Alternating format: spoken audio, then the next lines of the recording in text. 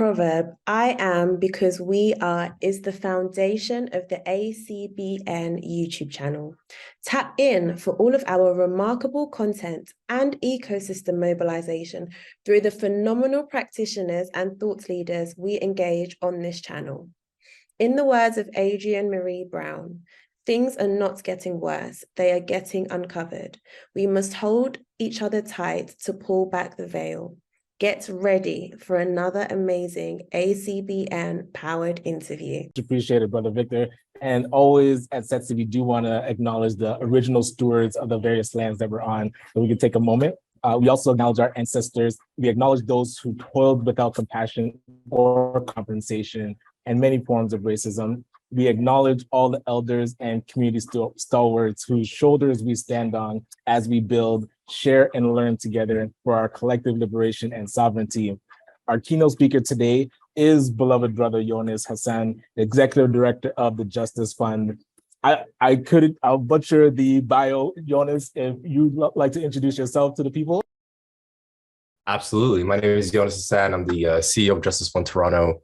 I like to refer to myself as a recovering and liberated fundraiser from the arts and cultural sector of Toronto.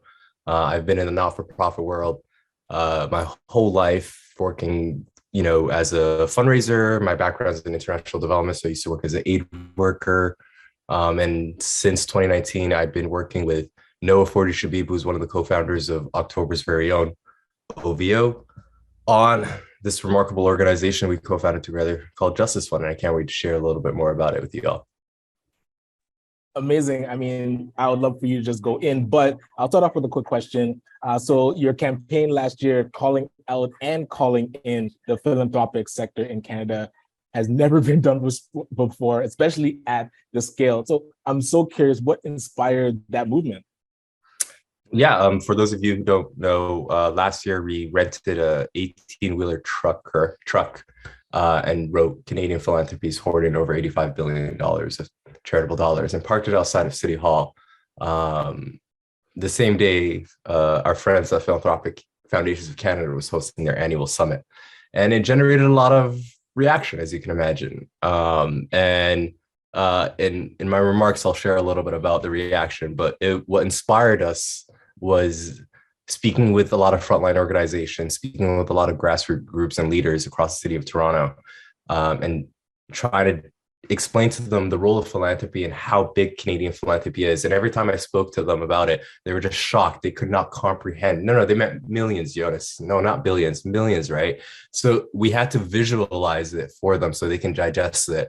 And I think the impact was significant. Today, I am currently in Los Angeles, California, and I've been doing a speaker series since I've been here, speaking at, SOCAP, Stanford University, the Global Forum for Philanthropy, all about the truck and the impact that it had, because it did not only reach Canada, it went across the world. Love that. And yeah, I just wanted to give that kind of context, but the floor is yours to really give us the keynote for the Social Impact Conference, and I'll get to my other questions after. Appreciate you. Absolutely. I appreciate you, Ryan. Thank you very much. And as Ryan said, in 2019, we launched Justice Fund Toronto, along with my colleagues, Jermaine Creed, Noah Forty Shabib. And our mandate is to support communities in conflict with the law, which is essentially youth in conflict with the law. But as everyone knows here, it takes a village. And if we address the inequalities that exist in the communities, then you can solve the violence that is facing our young leaders in our communities. And we do that through three primary ways. We support existing community-led initiatives through grant making, our version of grant making, reforming Canadian philanthropy, and supporting the creation of social purpose infrastructure across the city of Toronto. And what I'm really here to speak to you all about today is three primary things: the state of philanthropy, both domestically and globally, the role of Canada's charitable sector, the role of impact investing in our communities, the future of philanthropy, and hopefully I can share a few takeaways. I might be looking a little to the left because I have another laptop here, which I have my notes, so don't mind me.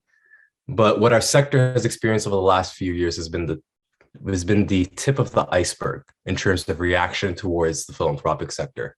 There is a rapidly mobilizing community that is angry and frustrated at this sector's incrementalism, and continuous virtual signaling.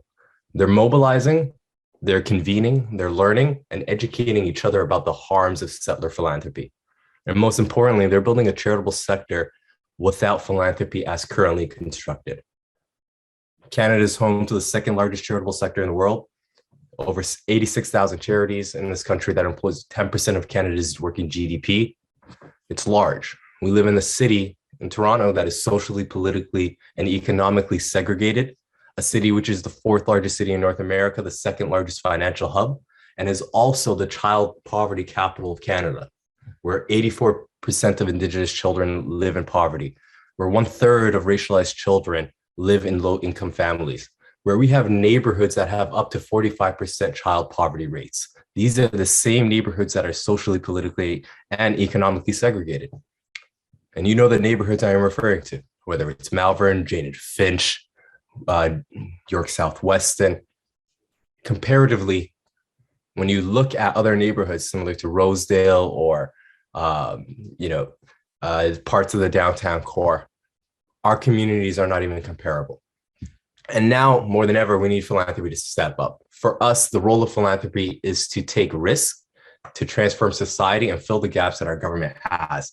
But with over $120 billion of charitable assets, I would argue we in the philanthropic community have fundamentally failed. I don't believe in our philanthropic sector's ability to self-regulate or reform. The sector is not speaking the same language as our communities, nor are they reflective of our communities. So why should we expect better? We've asked for unrestricted funding, large investments, and